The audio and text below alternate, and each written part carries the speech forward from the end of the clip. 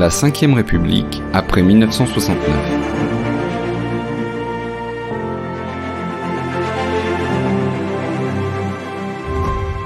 Bonjour à tous.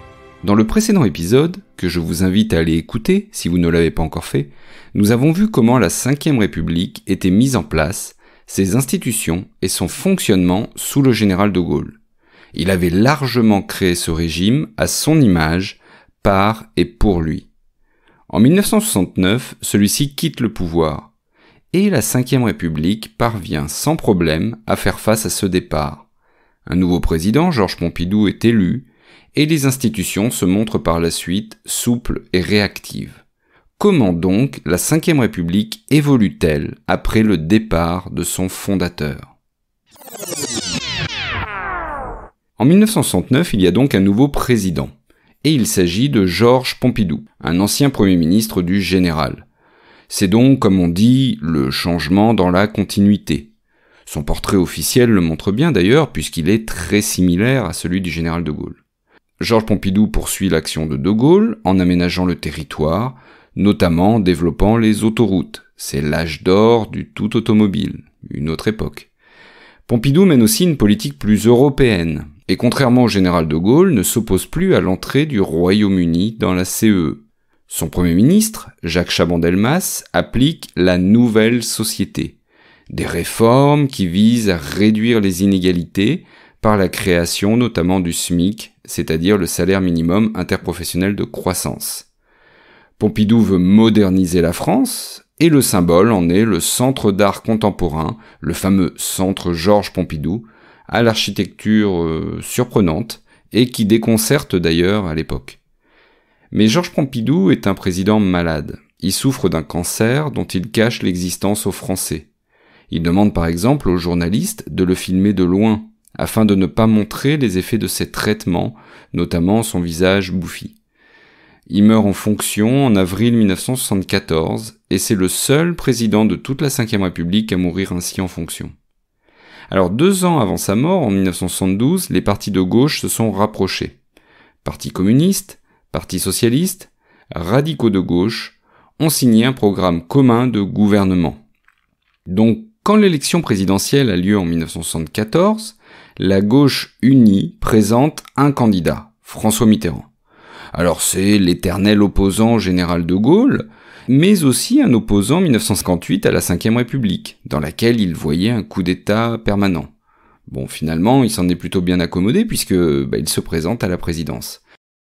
Il est 20h, Sofrès au RTF, Giscard 50,9, Mitterrand 49,1. Je répète, Giscard 50,9, Mitterrand... Alors il est battu par l'ancien ministre de l'économie de Georges Pompidou, un candidat jeune et qui a un peu surpris tout le monde, Valéry Giscard d'Estaing.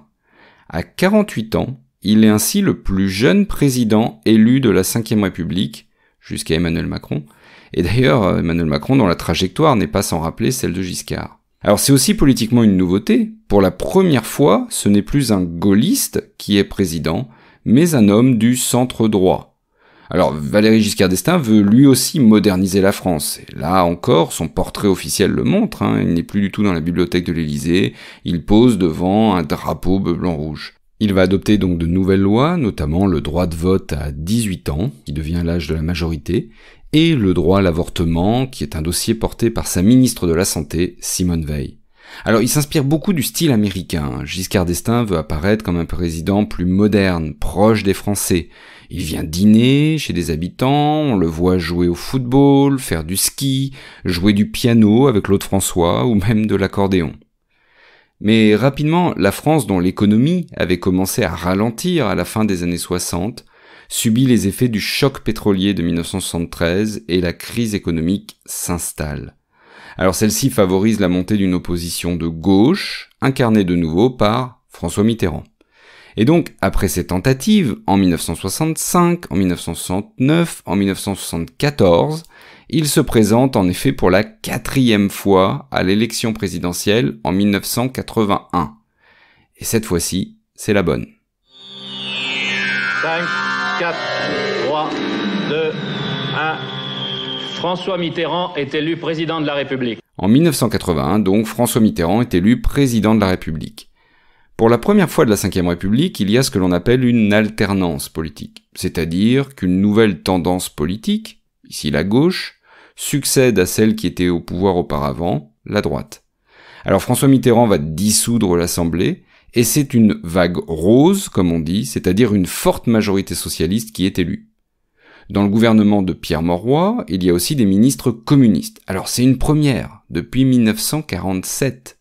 Et en ces temps de guerre froide, cela inquiète certains Français qui imaginent déjà des chars soviétiques sur les Champs-Élysées. En fait, le gouvernement Mauroy fait surtout adopter des réformes économiques et sociales. Alors certaines sont très symboliques, comme l'abolition de la peine de mort, qui est un projet porté par le garde des Sceaux, Robert Badinter, projet, il faut le préciser, qui est mis en place contre l'opinion publique de l'époque, qui s'y opposait. Il y a aussi de très nombreuses nationalisations, c'est-à-dire que l'État prend le contrôle d'un certain nombre d'entreprises. Les salariés obtiennent la semaine de 39 heures, une 5e semaine de congés payés, et la retraite à 60 ans. Mais toutes ces réformes coûtent cher économiquement. Elles creusent la dette publique et surtout la crise ne se résorbe pas. Et c'est pour ça que dès 1983, un tournant politique est décidé, celui de la rigueur. Et donc de nombreux électeurs de gauche, qui pensaient que Mitterrand allait changer la vie, c'était le nom de son programme, s'estiment trahis. Parallèlement, la question de l'école privée que la gauche veut arrêter de financer fait monter les mécontentements. Et on est aussi dans un moment de succès en Occident des idées néolibérales portées par Margaret Thatcher au Royaume-Uni ou Ronald Reagan aux États-Unis. Et alors la droite s'empare de ces idées néolibérales et elle connaît un succès croissant dans les sondages. Face à tout cela et face surtout aux élections législatives qui s'annoncent en 1986, François Mitterrand décide de changer le mode de scrutin en instituant un suffrage proportionnel. En clair, le pourcentage de voix donne le nombre de députés. Alors, cela permet l'élection d'un certain nombre de députés de l'extrême droite, qui appartiennent au parti du Front National, mais surtout, cela n'empêche pas la victoire de la droite, qui est désormais majoritaire à l'Assemblée. Et donc, on a une situation inédite. Un président, qui appartient à une tendance politique, la gauche, et un Premier ministre issu de la tendance majoritaire à l'Assemblée, la droite. C'est ce que l'on appelle une cohabitation, et c'est la première cohabitation de la Ve République. Jacques Chirac devient Premier ministre, et ses relations avec le président sont mauvaises. Atmosphère silencieuse pour le premier face-à-face Mitterrand-Chirac. Le Premier ministre entouré de Charles Pasqua et François Léotard, le président pour sa part encadré par Édouard Balladur et André Giraud. Tous les visages étaient très tendus. Notamment parce que son gouvernement entreprend de défaire un certain nombre de réformes mises en place en 1981. François Mitterrand et son gouvernement avaient nationalisé, le gouvernement de Jacques Chirac privatise très largement, c'est-à-dire qu'il vend des entreprises publiques au secteur privé. L'exemple le plus connu, c'est bien sûr TF1, la première chaîne de télévision, qui va être privatisée et rachetée par Martin Bouygues. Alors comme toujours en cohabitation, le président se replie alors sur son domaine réservé, c'est-à-dire la politique étrangère et la défense. C'est ce qui va permettre à François Mitterrand de retrouver de la popularité, alors que le gouvernement Chirac, lui, peine à redresser la situation économique et qu'il est confronté à une contestation étudiante et à un mouvement indépendantiste en Nouvelle-Calédonie. Et donc, aux élections présidentielles de 1988, le président sortant, François Mitterrand, qui sort donc de 2 ans de cohabitation, affronte son Premier ministre, Jacques Chirac. Et lors du débat du 2e tour, il y a cette fameuse phrase assez assassine. Permettez-moi juste de vous dire que ce soir, je ne suis pas le Premier ministre et vous n'êtes pas le Président de la République. Nous sommes 2 candidats à égalité et qui se soumettent au jugement des Français, seul qui compte. Vous me permettrez donc de vous appeler Monsieur Mitterrand. Mais vous avez tout à fait raison, Monsieur le Premier ministre. Je ne sais pas quel est réellement l'impact de cette phrase sur le résultat, mais en tout cas, c'est François Mitterrand qui est réélu pour un nouveau mandat de 7 ans. Il va donc rester au total 14 ans au pouvoir. Alors, si l'inflation est contenue, Le chômage touche désormais 3 millions de personnes. Pour aider les plus pauvres, le RMI, le revenu minimum d'insertion, est institué. Mais en fait, c'est une crise qui n'en finit pas. Et le gouvernement devient impopulaire, malgré des innovations mises en place, comme notamment la première femme, première ministre, Édith Cresson, qui l'est entre 91 et 92. Elle va subir d'ailleurs une hostilité très importante du personnel politique masculin. La droite emporte de nouveau les élections législatives de 1993. Et c'est donc une deuxième cohabitation, avec Édouard Balladur qui devient Premier ministre. Alors cette cohabitation va durer jusqu'aux élections présidentielles de 95. François Mitterrand, alors très malade, il souffre d'un cancer, il ne se représente pas. La droite, elle, part divisée entre Jacques Chirac, candidat pour la 3e fois à l'élection présidentielle, et le Premier ministre sortant, Édouard Balladur, qui est alors très populaire. Mais il fait l'erreur de ne pas faire vraiment campagne, et c'est Jacques Chirac qui est élu. Le soir des résultats, d'ailleurs, Édouard Balladur cache difficilement sa déception. Tout démontre que les Français l'ont décidé. C'est M. Jospin et M. Chirac qui seront présents au... Je vous demande de vous arrêter. Je vous demande de vous arrêter. Donc avec Jacques Chirac, c'est un nouveau président de droite qui dirige la France. Et de grandes réformes sont lancées par Alain Juppé, le Premier ministre, mais elles se heurtent à une forte opposition. Notamment la réforme de la retraite et la réforme de la sécurité sociale, qui vont entraîner ces deux réformes de grandes grèves dans l'hiver 95. Et souhaitant redonner un souffle à sa présidence, Jacques Chirac va se laisser tenter et se laisse convaincre de faire un coup politique. Mes chers compatriotes, après consultation du Premier ministre, du président du Sénat, du président de l'Assemblée nationale, j'ai décidé de dissoudre l'Assemblée nationale. Le but est donc de dissoudre l'Assemblée nationale, dans l'espoir de faire élire une majorité plus solide et d'affirmer le soutien des Français à sa politique. Mais la dissolution, qui est un des pouvoirs du président, est une arme dangereuse. Effectivement, c'est une coalition de partis de gauche, que l'on appelle la gauche plurielle, qui emporte l'élection. En 2 mots, Jacques Chirac s'est imposé une cohabitation avec Lionel Jospin comme Premier ministre. C'est donc la 3e cohabitation de la Ve République. En 2000, justement, face à cela, Jacques Chirac va décider une modification institutionnelle importante, que l'on appelle le quinquennat.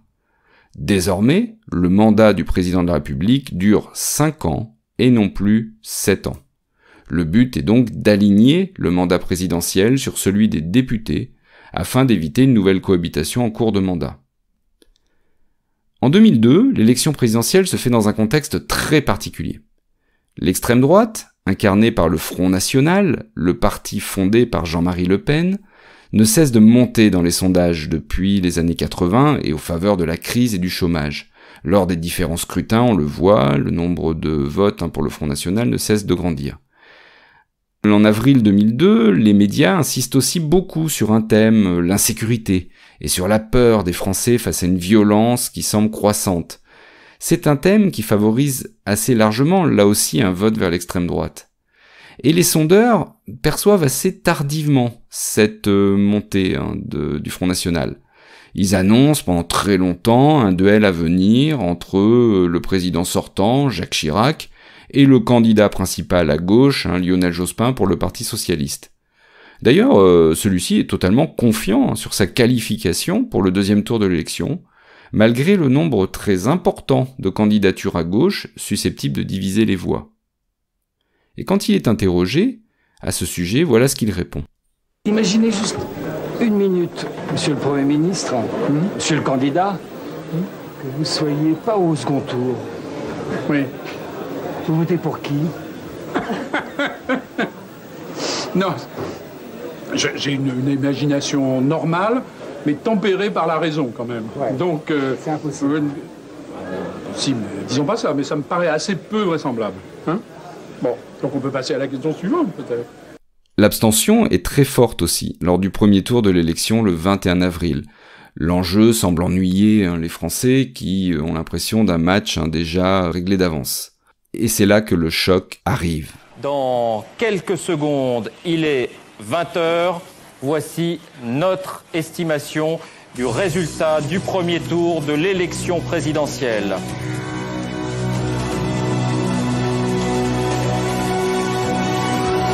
En tête, Jacques Chirac, 20% des voix. Énorme surprise, Jean-Marie Le Pen semble devoir être le second avec 17% des voix. Pour la première fois de toute l'histoire de la Ve République, le candidat de l'extrême droite, Jean-Marie Le Pen, se qualifie pour le deuxième tour d'une élection présidentielle, éliminant au passage le candidat de la gauche.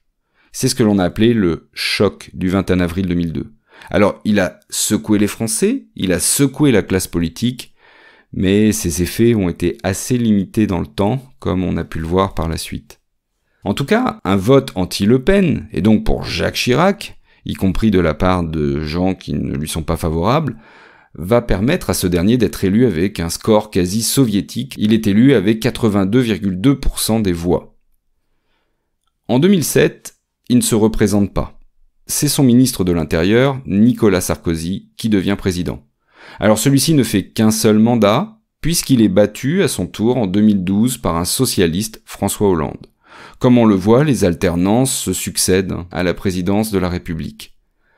François Hollande est lui confronté à une très forte impopularité, et il choisit de ne pas se représenter. C'est la première fois qu'un président sortant ne se représente pas après un seul mandat. Et c'est ainsi qu'en mai 2017, c'est Emmanuel Macron, son ancien ministre des Finances, qui est élu président de la République. Alors il avait créé peu de temps avant son propre parti, En Marche, avec les initiales EM comme Emmanuel Macron, un parti qui ne se réclame ni de droite ni de gauche. Parce que c'est notre projet! À 35 ans, il est le plus jeune élu à cette fonction, et il bat ainsi le record auparavant détenu par Giscard d'Estaing. Bon, c'est là encore une forme d'alternance, puisque Emmanuel Macron est plutôt classé au centre de l'échiquier politique. Alors il va former un gouvernement avec des personnalités des deux camps politiques. En 2022, après un mandat difficile, confronté à la colère des Gilets jaunes, de la crise du Covid et de la guerre en Ukraine, il est cependant réélu et il entame un deuxième quinquennat. Notons que c'est la première fois qu'un président est réélu sans période de cohabitation. En résumé, la Ve République a donc montré, depuis le départ du général de Gaulle, une solidité importante et une étonnante souplesse. Ce qui n'empêche pas des critiques et des souhaits d'évolution du régime. Outre le vote pour les extrêmes, qui ne cesse d'augmenter, la montée de l'abstention traduit aussi une certaine désaffection des Français pour la vie politique. D'ailleurs, certains responsables proposent de passer à un scrutin proportionnel pour les législatives, de façon à mieux représenter toutes les tendances exprimées. D'autres proposent de repasser à un septennat non renouvelable, afin de permettre un renouvellement plus fréquent des présidents. D'autres enfin de passer directement à une 6e République. Mais c'est une autre histoire. Merci d'avoir écouté cet épisode. Si vous l'avez aimé, n'hésitez pas à laisser une note ou un commentaire sur Apple Podcast ou sur Spotify. Ça fait plaisir, ça permet aussi de rendre le podcast plus visible pour des nouveaux auditeurs. Vous pouvez aussi vous abonner afin de ne rater aucun nouvel épisode. Et à très bientôt pour une nouvelle page d'histoire.